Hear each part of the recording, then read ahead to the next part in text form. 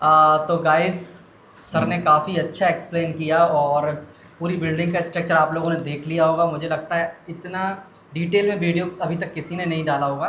तो आप अगर इस वीडियो को देखते हैं तो आपको एनकॉस कराने में काफ़ी ज़्यादा हेल्प मिलेगी। तो अब हम कुछ क्वेश्चंस और कर लेते हैं सर से जो कि बहुत इंपॉर्टेंट हैं। बाकी मैं ऑलरेडी रजिस्टर से रिलेटेड काफ़ी वीडियो बना चुका हूँ, वो आप इस आई बटन पर क्लिक करके देख सकते हैं। मैंने पूरे रजिस्टर्स बताए हैं, कैसे रजिस्टर बनते हैं, कौन कौन सी फाइल्स बनती हैं, तो वो सब मैं ऑलरेडी बता चुका हूँ। तो हम कुछ खास बातें और सर से पूछ लेते हैं कि सर से असी सर ने क्या क्या क्वेश्चन किए, किस टाइप के क्वेश्चंस पूछे जाते हैं एएनएम से, आशा से, सीएचओ से। तो सर सबसे पहले बहुत लोगों के डाउट आते हैं सर कि सीएसएस और पीएसएस क्या होता है सर। सर, मैं बताना चाहूँगा हमारी जो जो एनक्वास होता है ये हमारी क्वालिटी को इम्प्रूव करने के लिए होता है। तो जी। इसमें सीएसएस पीएसएस का बहुत महत्वपूर्ण योगदान होता है। ओके। तो ये असेसर इस पे विशेष ध्यान देते हैं इस पे, और इस पे क्वेश्चन भी पूछे जाते हैं। तो जो हमारे सीएसएस जो है हमारा जो क्लाइंट सेटिस्फेक्शन सर्वे होता है, ओके। और पीएसएस जो है हमारा पेशेंट सेटिस्फेक्शन सर्वे। इसमें एक फॉर्म होता है, जी। दोनों का अलग अलग फॉर्म होता है, बाह्य रोगी और जो हमारा ओपीडी वाला पेशेंट है उसका। तो हम ये सर्वे हम महीने में 30 पेशेंट का सर्वे कराते हैं, ओके। जिस पे क्लाइंट सेटिस्फेक्शन सर्वे और पेशेंट सेटिस्फेक्शन सर्वे। तो इसमें जो हमारे मार्क्स इसमें हम जो हमें देते हैं, क्लाइंट हमें देता है, जो व्यक्ति हमें देता है, उसमें से हम जिसमें जिस इंडिकेटर पे हमारे कम पॉइंट होते हैं, ओके। जिस पे हमारी सेवाएं कम हम देने की कोशिश तो कर रहे हैं, लेकिन कई बार कुछ ज़्यादा काम की वजह से हम उस चूक जाते हैं उस पर। तो उसमें हम कैसे सुधार करें, जिस पर कम पॉइंट आते हैं उस उस इंडिकेटर को हम उस पर हम कापा बनाते हैं, हम करेक्टिव एक्शन और प्रिवेंटिव एक्शन, ओके। है ना। तो अभी हमने C S S P S S के बारे में बात करी, अभी हम कापा के बारे में बात करें, जिसमें हमें C S S P S S से जो हमें निकल के आया, जिसपे हमें काम करना है, जो इंडिकेटर हमें जिसपे कम मार्क्स मिले हैं उस पर हमें करेक्टिव एवं प्रिवेंटिव एक्शन लेना है। जैसे हमारी दवाइयाँ हमारे उसमें कम, जैसे किसी मरीज को दवाइयाँ नहीं मिली, तो हम दवाइयों के लिए हमें क्या एक्शन ले रहे हैं, तो हम उसमें हम एक्शन लेंगे कि हम इंडेंट करेंगे जो दवाइयाँ हमारे पास उपलब्ध नहीं है, और इसकी जिम्मेदारी हमें किसी को जिम्मेदारी नहीं देना रहता है, तो हम सीएचओ को जिम्मेदारी देंगे और हमारे बीएमओ को इन्फॉर्म करेंगे। तो जैसे कापा हम और भी चीज़ों पे बना सकते हैं, सफाई से रिलेटेड, जैसे सफाई पे कम मार्क्स आ रहे हैं वो, फिर हमें हमारे स्टाफ का व्यवहार पसंद नहीं आ रहा है लोगों को, उस पर अगर कम मार्क्स आ रहे हैं तो उस पर हम कापा बना सकते हैं। तो ये हमें इस असेसमेंट के टाइम में हमें 3 महीने का C S S P S S और इस पर कापा, ये हमें असेसर पूछते हैं इसमें। तो इस पर अब हमें ध्यान देना है कि इसको हम जो चीज़ें सही में हो उस पे हम कापा बनाएं। ओके। सर एक और क्वेश्चन आता है सर, केपीआई क्या होता है, थोड़े सरल शब्दों में बताइए सर। सर, केपीआई के बारे में मैं आपको बताऊंगा कि ये हमारे की इंडिकेटर्स होते हैं, जो हमारे ओपीडी से सारी चीज़ें ली जाती है। इसमें हमने टोटल कितनी ओपीडी देखी है, इस पे 0 से 1 मंथ के कितने बच्चे आए आए हमारे पास, हमारे पास रिपीट कितने आए, फॉलोअप के लिए कितने आए, एनसीडी पेशेंट कितने आए, एएनसी कितनी आई। तो इसका पूरा हमारा आउटकम होता है पूरा केपीआई में। ओके। तो हमने जो सेवाएं दी उसका पूरा टोटल कितने पेशेंट आए हमारे पास, उसका आउटकम इंडिकेटर होता है वो।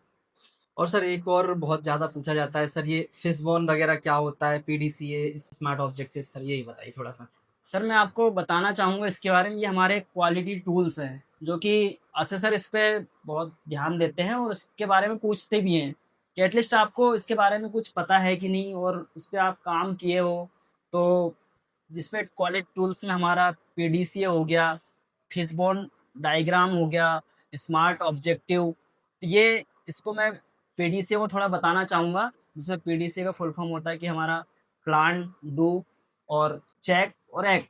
तो हमने कोई चीज़ें हमें हमारे कमी पाई गई है, उसके लिए हम एक्शन, क्या एक्शन लिया हमने, और वो हमें कंटिन्यू, अगर वो चीज़ें, अगर उससे हमारा सुधार हो गया, जो चीज़ हमें पिछले महीने हमारे एचडब्ल्यूसी में कम पाई गई और हमने उस चीज़ के लिए प्लान किया, तो उसके बारे में हम, अगर वो चीज़ें हमें उससे फ़ायदा हुआ तो उसको हम कंटिन्यू कर लेते हैं, एक एक्ट बना देते हैं, तो कंटिन्यू हो जाती है। तो नेक्स्ट टाइम के लिए हमें उस पर हम काम करते हैं। फिर उसमें पीडीसी हो गया, फिशबोन भी इसी तरह है। जैसे हमने 4 एनसी चेकअप हमारे एचडब्ल्यूसी में कम हो रहा है, उसके लिए हमने फिशबोन डायग्राम बनाया कि हम इसको हम 100% कैसे कर सकते हैं? या तो हम शुरुआत करें, पहले 50% हमारा है, इसको हम 100% ना करके 70% करें इसको हम, कि हम 70% इस महीने में अचीव करें। तो हम उसके लिए एक प्लान बना सकते हैं। तो फिशबोन डायग्राम उसमें हमारे बहुत काम आता है। तो इसका हम ये क्वालिटी टूल्स हैं, जिसमें स्मार्ट ऑब्जेक्टिव भी है, जो कि स्मार्ट स्पेसिफिक हमारा जो प्लान हो स्पेसिफिक हो, मेजरेबल हो। तो ये चीज़ें हमारे बहुत काम आती है। तो इसका हमको यूज़ करते आना चाहिए। तो असेसर हमसे इसके बारे में पूछते हैं। तो ये मैं सभी को बताना चाहूँगा कि ये थोड़ा-सा आप अगर आपका असेसमेंट है तो इसके बारे में थोड़ा पढ़ लें, या जिसको आता हो अपने साथी से एक बार पूछ लें, कैसे हम इसका इस्तेमाल करना है। तो ये अक्सर हम ये चीज़ें क्या है कि हम बता नहीं पाते हैं, तो इसके बारे में हमें पता होना चाहिए। सर अक्सर मेरे पास एक कमेंट और आता है कि सर 12 सर्विस के लिए ऐसे कोई पर्टिकुलर रजिस्टर्स हैं या कि इतने ही रजिस्टर बनना चाहिए 12 सर्विस के लिए और इतने 7 सर्विस के लिए? ऐसा कुछ पर्टिकुलर नंबर है क्या? सर, नंबर के बारे में तो मुझे ऐसा कन्फर्म वो नहीं है, लेकिन हम 12 सर्विसेज़ में क्या हमारी सेवाएँ बढ़ जाती है। जी। जिसमें आईएनटी, ओरल और इमरजेंसी सर्विसेज़ और पैलिएटिव केयर, ये हमारी कुछ सर्विसेज़ बढ़ जाती है। तो एक तो हमारा ओपीडी रजिस्टर वेल मेंटेन होना चाहिए, जी। और ओपीडी रजिस्टर हमारा 12 सर्विसेज़ के अकॉर्डिंग प्रिंटेड हो रजिस्टर, तो इससे हमें दूसरे और चीज़ें में हमें बहुत सहायता होती है। ओके। अगर हमारा ओपीडी रजिस्टर मेंटेन है तो हम सारे रजिस्टर इससे मेंटेन कर सकते हैं। तो मैं अपना बता दूँ, मैंने तो सारे रजिस्टर अलग से बनाए हुए थे, जी। मतलब खुद से बनाए हुए थे, और ओपीडी रजिस्टर भी मेंटेन करके रखा था अपना, और सारे रजिस्टर बनाए थे। ऐसे 49-50 टाइप के रजिस्टर मैंने बनाए हुए हैं। लगभग मतलब 50 रजिस्टर 50 बनवाने रजिस्टर पड़ते हैं। लगभग बनाने पड़ते हैं। ओके। तो मुझे ये काफ़ी हेल्पफुल हुए, और इसमें असेसर ने पूछा भी, सारे रजिस्टर के बारे में पूछा भी। ओके। तो हमने बता दिया इसके बारे में, रजिस्टर तो जी। बना लें आप, तो ज़्यादा अच्छा होगा। एक क्वेश्चन और रजिस्टर से रिलेटेड आता है मेरे पास कि सर जो बायोमेडिकल वेस्टेज जो रहता है सर उसका जो डाटा मतलब जो रिकॉर्ड मेंटेन करते हैं सर वो ग्राम में रहता है या केजी में रहता है? ये क्वेश्चन बहुत ज़्यादा पूछा जाता है मुझसे। सर, मैं आपको इसके बारे में बता दूँ, जैसे हमारे यहाँ सेग्रीगेशन कॉर्नर हमने बनाया हुआ, जैसे वीडियो में दिखाया था हमने। जी। तो हमारा एचडब्ल्यूसी है, तो जी। हमारे पास इतना ज़्यादा क्वांटिटी में तो नहीं वेस्ट आएगा। मैनेजमेंट निकलता नहीं है। जी। जी। तो ग्राम में ही होता है, ओके। तो हम उसको ग्राम में ही लेते हैं, क्योंकि केजी में तो इतना तो निकलता इतना है तो नहीं है वेस्ट निकलेगा नहीं। मैनेजमेंट, तो हम ग्राम में ही उसको हम रिकॉर्ड सर मेंटेन करके रखते हैं। आपके असेसर ने सर मेडिकेशन से रिलेटेड क्या क्वेश्चन पूछे थे सर? सर, मेडिकेशन से रिलेटेड मैं आपको बता दूं कि उन्होंने बोला कि जो भी चेकलिस्ट के अनुसार अगर आप असेसमेंट करा रहे हो, तो उसके अकॉर्डिंग सारी मेडिसिन होना चाहिए। वो एक एक मेडिसिन देखते हैं, हमें चेक करते हैं कि आप चेकलिस्ट उठा के वो रखते हैं, और ये मेडिसिन आपके पास है कि नहीं, तो हमें दिखाना होता है वो उनको। तो मेरे साथ ऐसा हुआ कि 12 सर्विस का असेसमेंट करवा रहे हैं हम, तो हमें पता नहीं था कि हमारे ईडीएल में 126 मेडिसिन है, जिस पे थायराइड की मेडिसिन हमारे यहाँ थायरोक्सिन है नहीं है ईडीएल में, उसके बाद लिग्नोकेन है नहीं है इंजेक्शन, और अपना लेप्रेसी की नहीं है। तो ये उन्होंने बोला कि जब अगर 12 सर्विसेज का आप करवा रहे हो तो ये मेडिसिन होना चाहिए आपके पास, और हम हमारे ईडीएल में नहीं है तो हम उसके लिए डिमांड भी नहीं करते हैं। पर ये चीज़ें हमें सीखने को मिली मुझे, कि ये चीज़ें आपको मेंटेन करके रखना है अगर आप 12 सर्विस का असेसमेंट करवा रहे हो तो। सर एक कैलिब्रेशन रजिस्टर होता है सर उसके बारे में थोड़ा सा बताइए। हाँ, मैं आपको इसके बारे में बता दूं कि मैंने और भी इसके पहले साथियों से पूछा मैंने, तो उनने बताया कि अरे कैलिब्रेशन के बारे में आपको पूछेंगे तो आप बता देना कि हमने सेल चेंज किया है या चार्ज करा है। तो असल में कैलिब्रेशन वो नहीं होता है, तो इसके लिए एक टेक्निकल व्यक्ति होता है, जो इसको कैलिब्रेशन वो सर्टिफाइड करके एक सर्टिफिकेट देता है हमें, और उसमें एक टैग लगाता है सारे इंस्ट्रूमेंट में कि कैलिब्रेशन है। तो उसका भी रिकॉर्ड मेंटेन करके रखना है हमें, और टेक्निकल व्यक्ति से हमें उसको कैलिब्रेशन करवाना है। तो ये असेसर ने ये भी पूछा था हमसे, तो मैंने यही बताया था कि सर हमने सेल चेंज किया है और चार्जिंग फुल चार्ज करके रखते हैं और उसको यूज़ करते हैं इस तरीके से। तो कैलिब्रेशन सही मायने में वो नहीं होता है, इसको एक टेक्निकल बंदे से उसको कैलिब्रेशन करवाना होता है, जी। और उसको सर्टिफिकेट भी उसे दिखाना होता है सर को उस टाइम में कि हमने इस तारीख को कैलिब्रेशन किया। जी। तो सर वाटर क्लीनिंग टैंक को लेके कुछ क्वेश्चंस रहते हैं क्या? या कुछ इसका डाटा मेंटेन करना पड़ता है क्या? हाँ सर, वाटर टैंक क्लीनिंग के बारे में बता दूं मैं आपको कि वाटर टैंक क्लीनिंग हर महीने हमें 15 दिन में और हर महीने हमें क्लीनिंग करवाना है। तो उसका भी हमें रिकॉर्ड मेंटेन करके रखना है, क्योंकि वो वाला जो ऊपर टैंक रखा है हमारे पास, तो वही वाला पानी हम सारे यूज़ कर रहे हैं, लेट बाथ में, जी। टॉयलेट में, सभी जगह।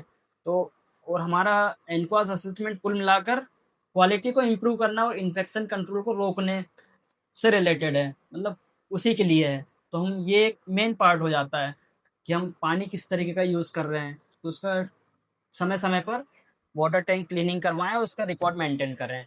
और जिस व्यक्ति से करवा रहे हैं उसके सिग्नेचर करवा के रखें, उसमें किस तारीख को किया है और किस चीज़ से किया है वो भी। सर एक और क्वेश्चन बहुत ज़्यादा पूछा जाता है सर, पेशेंट सपोर्ट ग्रुप, इसके बारे में बताइए सर थोड़ा सा। जी सर, पेशेंट सपोर्ट ग्रुप के बारे में आपको बताऊंगा मैं कि अक्सर इसमें हम कंफ्यूज होते हैं कि पेशेंट सपोर्ट ग्रुप की हम सारे मरीजों को एक जगह हम करके और पेशेंट सपोर्ट ग्रुप एक ग्रुप बना देते हैं।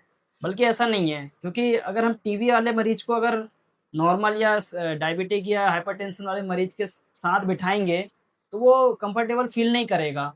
तो हमें ऐसे, जैसे हम टीबी वाले मरीजों का अगर सपोर्ट ग्रुप बना रहे हैं तो उसमें हमें एक टीबी चैंपियन लेना है जिसपे जो टीबी से ठीक हो चुका है। तो ऐसे व्यक्ति को उसमें शामिल करें और उस तरीके के लोगों को शामिल करें और उनका एक ग्रुप बनाए, उसके समय समय पर उनकी मीटिंग मीटिंग मिनट्स करें उनका। इसी तरह हाइपरटेंशन नॉन कम्युनिकेबल डिसीज है, उनका भी इसी तरह ग्रुप बना के उनकी मीटिंग करना है। पर ये ना करें कि सारे मरीजों को एक साथ या सारे लोगों को एक साथ करके हम पेशेंट सपोर्ट ग्रुप बना रहे हैं, वैसा नहीं करना है। सर एक कॉमन क्वेश्चन और आता है कि सर जैसे एनकॉस, कुछ लोग ये पूछते हैं एनकॉस पास कराना क्यों ज़रूरी है, और फेल होने पर क्या होता है, कि कराने पे कितना अमाउंट मिलता है, और फेल होने के बाद क्या प्रोसेस रहता है, ये सभी बताइए सर थोड़ा सा। सर कुल मिलाकर एनक्वास असेसमेंट हमारी जो क्वालिटी है, हम जो सेवाएं सर्विसेज दे रहे हैं उसकी क्वालिटी को और बेहतर कैसे कर सकते हैं, क्वालिटी से लोगों को कैसे प्रदान कर सकते हैं, उसका उसके लिए और इन्फेक्शन कंट्रोल को रोकने के लिए, और हमारी जो टीम बिल्डिंग को मजबूत बनाने के लिए एक तो क्वालिटी असेसमेंट होता है हमारा। और ये अगर हम पास करते हैं तो मुझे जहाँ तक जानकारी है कि 7 सर्विसेज जिनका क्वालिफाई हुआ है, मैंने अभी देखा है कि उनको 1,26,000 रुपये कुछ अमाउंट मिलता है, जिसमें से 25% एएनएम, सीएचओ और आशा और बीएमओ बीपीएम, इनको उसमें से 25% में से 20%, 10%, 1% कुछ उसका वो है, पूरा कैलकुलेशन है। ओके। तो वो ऐसा प्रोवाइड होता है। जी। तो सर इसका कुछ लोगों को बहुत क्वेश्चन ये भी आता है सर कि एनकोस फिजिकल कराना चाहिए या वर्चुअल कराना चाहिए, सर आपका कौन सा हुआ है और आप क्या एडवाइस करना चाहेंगे। सर मैं इसमें बताना चाहूँगा कि फिजिकल कराएं तो ज़्यादा बेस्ट है, और इसके लिए आप ईमानदारी से तैयारी करें। अगर आप 2 महीने 3 महीने पहले से अगर सही में अगर तैयारी कर रहे हैं तो फिजिकल असेसमेंट बेस्ट है, क्योंकि इसमें हम जो असेसर है उनको सामने से हम चीज़ें हमारी एक्सप्लेन कर सकते हैं, बहुत सारी चीज़ें हम बता सकते हैं। वर्चुअल में क्या है कि हम वीडियो कॉन्फ्रेंस के माध्यम से हम बहुत सारी चीज़ें नहीं बता पाते हैं। कुछ अगर कुछ चीज़ें हमसे गलत भी हो गई तो हम कुछ उसे उसे करेक्ट नहीं कर सकते हैं, क्योंकि असेसर फिर नेक्स्ट क्वेश्चन पे आगे बढ़ जाते हैं। ओके। तो फिजिकल कराएं तो ज़्यादा बेस्ट है। सर एक और कॉमन पूछते हैं मेरे पास काफ़ी कमेंट, सर असेसमेंट होने के कितने दिन बाद रिजल्ट आता है, और किसी का रिजल्ट कंडीशनल आता है तो फिर क्या प्रोसेस रहता है। सर जनरली वैसे इसकी टाइम लिमिट 15 से 45 दिन है रिजल्ट आने की। कई बार लेट भी हो जाता है। ये तो क्या बोलते हैं, अपना असेसर के जो फॉर्म है, ओके। उनका उनने जो असेसमेंट किया है वो फील कब करते हैं, उसके ऊपर मायने रखता है।